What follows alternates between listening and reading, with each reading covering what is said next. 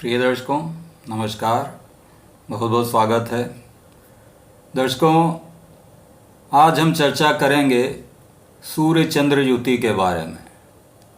सूर्य चंद्र युति या जिसको अमावस्या योग भी कहते हैं। अब कुंडली में जब सूर्य चंद्र युति बनती है तो उसका क्या प्रभाव पड़ता है और यह युति कितनी शुभ है और कितनी अशुभ है, इसको हम कुंडली में किस प्रकार देखेंगे। तो मित्रों, सबसे पहले ये समझते हैं कि सूर्य जो है वो किसका कारक है। सूर्य आत्मा का कारक है, स्वाभिमान का कारक है, अहम का कारक है, ईगो का कारक है, पिता का कारक है और साथ में चंद्रमा जो है वो मन का कारक है, माता का कारक है, इमोशंस का कारक है। तो इस प्रकार सूर्य चंद्रमा दोनों लग्न से ही संबंधित है। सूर्य भी एक लग्न के प्रकार कार्य करता है और चंद्रमा भी लग्न के प्रकार ही कार्य करता है। सूर्य चंद्रमा की जब युति बनती है तो उसका ये मतलब हुआ कि व्यक्ति की जो आत्मा है और मन है उसका एक प्रकार से संयोग हो रहा है। अब जब आत्मा और मन का संयोग होगा तो वहाँ हम ये देखेंगे कि व्यक्ति जो संकल्प लेता है, जो उसकी इच्छा शक्ति है, डिटर्मिनेशन जो पावर है, वो इस युति के कारण कितनी बलवान है। क्या वो दृढ़ इच्छा शक्ति का है, विल पावर स्ट्रांग है, डिटर्मिनेशन पावर उसकी स्ट्रांग है कि यदि आत्मा व्यक्ति की कुछ कह रही है और उसका मन कुछ और कह रहा है तो वहाँ पर उसकी संकल्प शक्ति जो होगी वो निर्बल होगी।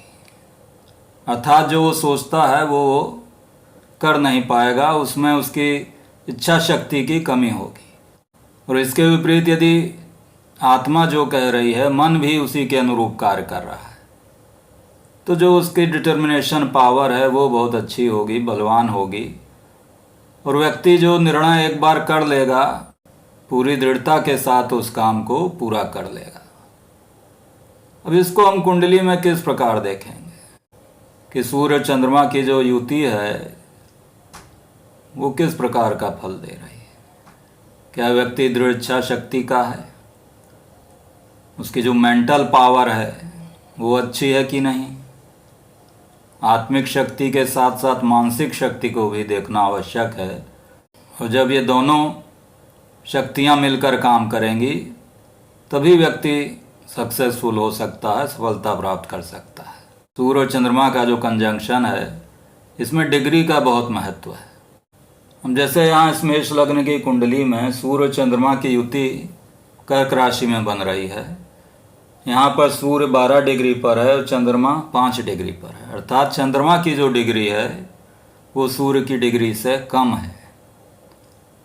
अब जब यहाँ चंद्रमा आगे बढ़ेगा अर्थात 5 डिग्री के आगे बढ़ेगा, 6 डिग्री 7 डिग्री और जितना सूर्य के समीप आता जाएगा वहाँ ये कंजंक्शन जो है वो और मजबूत होता जाएगा। अर्थात चंद्रमा सूर्य से अस्त होता चला जाएगा और जब चंद्रमा 12 डिग्री के आसपास पहुँच जाएगा तो ये पूर्ण अस्त हो जाएगा सूर्य के साथ, जिसमें चंद्रमा सूर्य के निकट आता जाता है।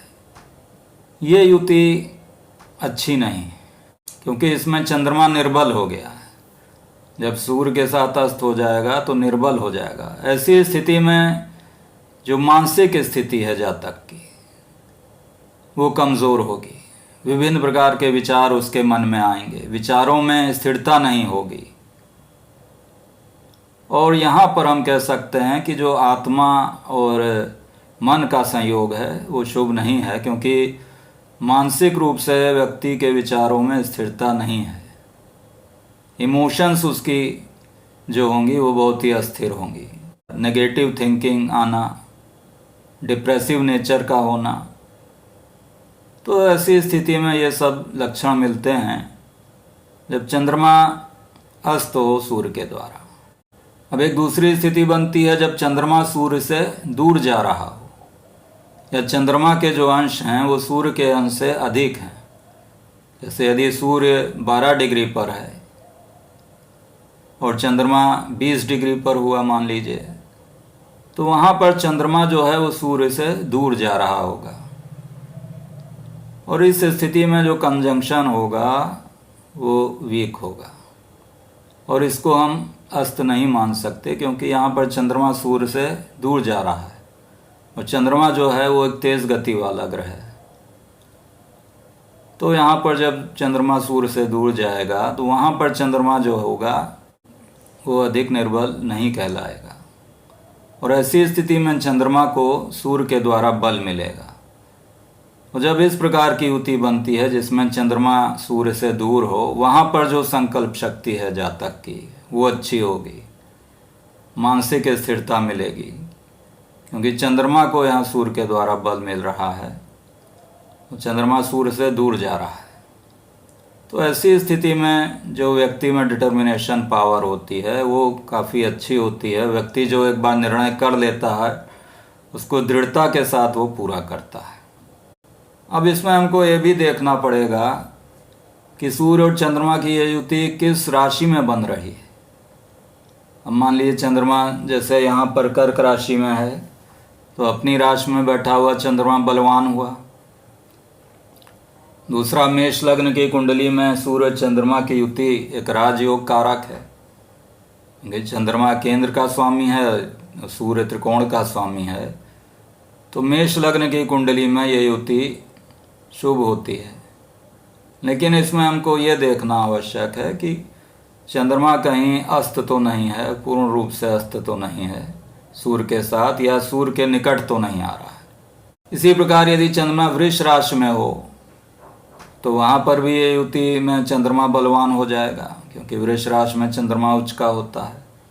तो यहाँ भी जातक को मानसिक स्थिरता प्राप्त होगी, क्योंकि चंद्रमा उसका बली होगा। तो ये युति जब वृष राशि में बन रही हो तो उतनी अधिक वहाँ पर अशुभ फलदायक नहीं है। साथ ही इसके हमको ये भी देखना है कि सूर्य चंद्रमा की युति किस भाव में बन रही है। यदि किसी केंद्र भाव में बन रही हो, शुभ भाव में बन रही हो, तो वहाँ उसका फल उतना अशुभ नहीं रहता। और इसके विपरीत यदि किसी अशुभ भाव में बन रही हो, मान लीजिए छठे भाव में बन जाए या आठवें में बन जाए या 12वें भाव में ये युति बन जाए, तो वहाँ उसका फल यदि चंद्रमा अस्त है सूर्य के द्वारा तो काफ़ी अशुभ हो सकता है। साथ ही किन भावों के स्वामी हैं सूर्य चंद्रमा, उस पर भी इसका फल निर्भर करता है। अब यदि सूर्य किसी अशुभ भाव का स्वामी हो गया तब क्या हो सकता है। मान लीजिए कि मीन लग्न की कुंडली है तो उसमें सूर्य होगा छठे भाव का स्वामी, अर्थात एक अशुभ भाव का स्वामी बन जाएगा, अकारक हो जाएगा। ऐसी स्थिति में यदि चंद्रमा और सूर्य की युति बनती है तो वहाँ चंद्रमा की विशेष रूप से हानि हो जाएगी। पंचम भाव से संबंधित अशुभ फलों का सामना करना पड़ेगा, अर्थात संतान से संबंधित कोई अशुभ फल प्राप्त हो सकते हैं, शिक्षा में व्यवधान आ सकता है। जैसे मेष लग्न की कुंडली में ही चंद्रमा यहाँ चतुर्थेश है। अब ये युति यदि अष्टम भाव में बन जाती है, अष्टम भाव में वृश्चिक राशि है, और यहाँ पर सूर्य चंद्रमा की युति यदि बनेगी तो एक तो अशुभ भाव हो गया, 8वां भाव शुभ होता है। दूसरा, चंद्रमा यहाँ नीच का हो जाएगा, नीच का होने के कारण ये और निर्बल हो जाएगा, और साथ में सूर्य से भी अस्त हो गया, सूर्य के साथ भी बैठ गया। तो ऐसी स्थिति में अष्टम भाव में चंद्रमा काफ़ी अशुभ फलदायक होगा। अशुभ फल मिलेंगे कहाँ से संबंधित, चौथे भाव से संबंधित अशुभ फल मिलेंगे। चौथा भाव चूंकि घर का होता है, जहाँ व्यक्ति रहता है जिस स्थान पर, तो उस स्थान से दूर जाना पड़ सकता है, अर्थात विदेश में बसने का योग बन जाता है। पारिवारिक सुख का भाव होता है चौथा भाव, परिवार से दूर रहना पड़ सकता है, अर्थात पारिवारिक सुख में कमी।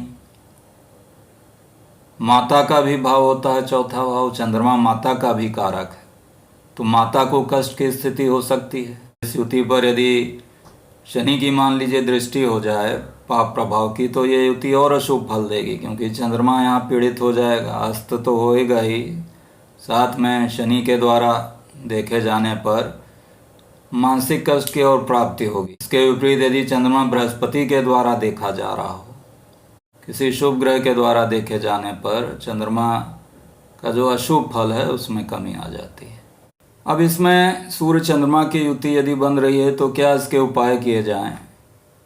चंद्रमा का दान देना इसमें लाभदायक सिद्ध हो सकता है, जैसे सफ़ेद जो वस्त्र हैं उनका दान करना, चावल का दान करना, सफ़ेद वस्तुओं का दान इसमें शुभ सिद्ध होगा। पानी का दान करना, दूध का दान करना, ये भी इसमें लाभदायक रहेगा। साथ ही भगवान शंकर की उपासना भी इसमें काफ़ी लाभदायक रहती है। ओम नमः शिवाय मंत्र का जाप करना, ये भी इसमें काफ़ी शुभ रहेगा। अब चंद्रमा यदि शुभ भावों का स्वामी बन रहा हो कुंडली में और शुभ भाव में स्थित हो इस युति में, तब वहाँ पर हम चंद्रमा का स्टोन भी पहन सकते हैं, जैसे कि मोती पहना जा सकता है यदि चंद्रमा शुभ भाव का स्वामी बन रहा हो।